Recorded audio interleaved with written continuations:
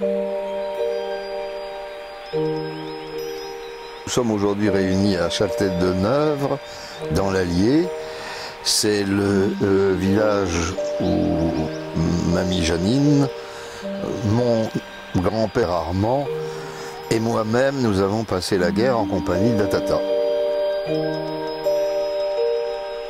Sur la demande de notre maman, nous avons pris la décision de prendre contact avec la mairie de Châtel-de-Neuve. Elle l'avait souhaité. Elle voulait qu'on fasse un don à l'école. C'était pour remercier la population de l'accueil qui nous a été réservé ici pendant les presque 5 ans que nous y avons passé durant la guerre. Alors merci à la famille Hirsch de sa touchante attention. Merci de nous avoir donné l'occasion de nous souvenir que de modestes Bourbonnais avaient su à l'époque se conduire avec humanité, fraternité et certainement courage, toute vertu que nous serions bien inspirés de cultiver. Merci enfin de nous avoir dit simplement qu'il y avait des gens bien à Châtel. Je m'autorise à vous dire combien nous avons été sensibles à votre démarche inattendue. Je vais céder la parole à M. Jean-Pierre Hirsch. Nous concrétisons aujourd'hui la volonté de notre maman avec non seulement les 3 frères que nous sommes, mais aussi nos épouses et la plupart de nos enfants et petits-enfants. Ma grand-mère, qui est celle de mes frères aussi, est malheureusement décédée en 1941. En 1941, il n'était pas question de ramener son corps à Lunéville, dont elle était originaire. Il n'était pas question de faire des obsèques religieuses. Et donc, le curé de l'époque a accepté de l'ensevelir dans le cimetière de Châtel, où elle n'est plus à la date d'aujourd'hui. Et encore une fois, il savait très bien qu'il n'avait pas affaire à des gens très catholiques, si j'ose dire. Finalement, Châtel, dans son ensemble, a pratiqué une résistance au quotidien, une résistance du silence et une résistance du cœur. Je vous remercie de m'avoir écouté et je vous remercie encore pour tout ce que vous avez fait.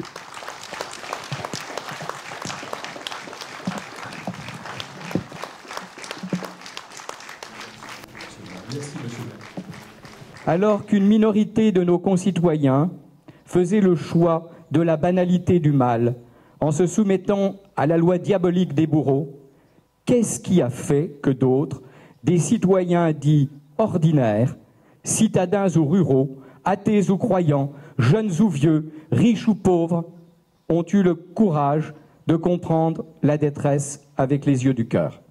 Ceux qui ont accueilli les miens ont fait sans hésiter le choix de la fraternité et de la solidarité, le choix du cœur. Ils incarnent l'essence même de l'homme, le libre arbitre, la liberté de choisir entre le bien et le mal selon sa conscience. Comme certains de nos concitoyens ont su le faire aux heures les plus sombres de notre histoire, osons chaque jour, et alors qu'il en est encore temps, faire le choix de la banalité du bien plutôt que celui de la banalité du mal. Je vous remercie.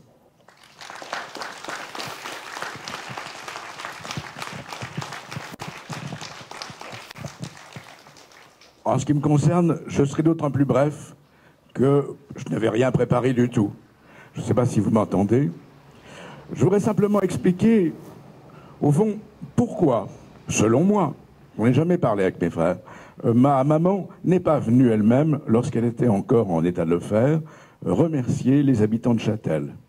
Dans son cœur, Châtel avait une très grande place, vous l'avez compris, et les habitants de Châtel et de la région. Mais pour elle, c'était trop difficile de revenir à une époque, à un passé, où brusquement elle est arrivée, ça a été dit, elle est arrivée française, comme tout le monde. Et tout d'un coup, elle s'est retrouvée paria. Et il lui était impossible de revivre ces moments-là. Et c'est pourquoi elle a chargé ses enfants, ses fils, de le faire à sa place. Merci encore, merci du fond du cœur. Alors, si vous le voulez bien, là, nous allons laisser la place à mesdames Burnol, Batilla et leurs élèves qui vont nous montrer comment ils perçoivent l'organisation, enfin ce qui s'est dit au cours de cette journée et l'organisation de cette cérémonie. De 1939 à 1945 a eu lieu la Seconde Guerre mondiale. L'Allemagne et le Japon se sont battus contre la France, la Grande-Bretagne, la Russie et les États-Unis. Il a eu beaucoup de morts dans le monde entier. Le régime allemand a essayé de tuer tous les juifs, les personnes de peau noire, les handicapés. Le 8 mai 1945, l'Allemagne signe sa défaite.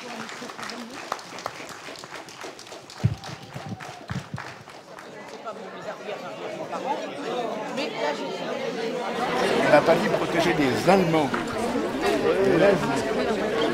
Mon père nous a enseigné très tôt à faire la différence entre les Allemands, c'est des Français qui parlent une autre langue.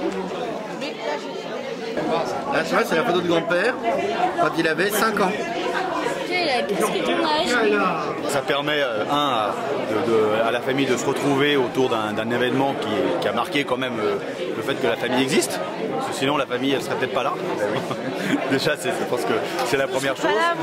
Ça permet de perpétuer un devoir de mémoire sur des événements qu'on a, nous, pas connus et qu'on a probablement mal connus aussi par rapport à, on va dire, la geste familiale. Ah oui, c'était très important de venir pour la mamie de mon conjoint. J'ai trouvé ça formidable de ces gens qu'ils ont fait à cette époque-là et je les remercie aussi pour la famille de mon ami. C'est pour la mère, la dame de... Tu me l'as dit tout à l'heure.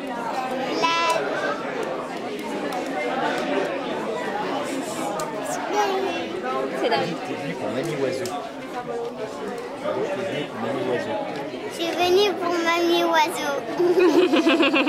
C'est qui Mamie Oiseau? C'est la mamie de Montbéliard. Dans ma famille, il y avait des valeurs de laïcité, de tolérance, de résistance, puisque tous mes ancêtres ont été résistants. Et donc, si j'ai épousé, je dirais, un mari juif, c'est parce que ces valeurs étaient dans ma famille profondément. Nous nous sommes retrouvés tous sur des valeurs. Au fond, on se rend compte que ça n'est pas fini. Qu'il s'est passé là des choses qui ont aussi laissé des traces dans les mémoires. Et je crois que la réunion d'aujourd'hui, c'est finalement un témoignage, mais pas un témoignage sur la famille, un témoignage sur le village.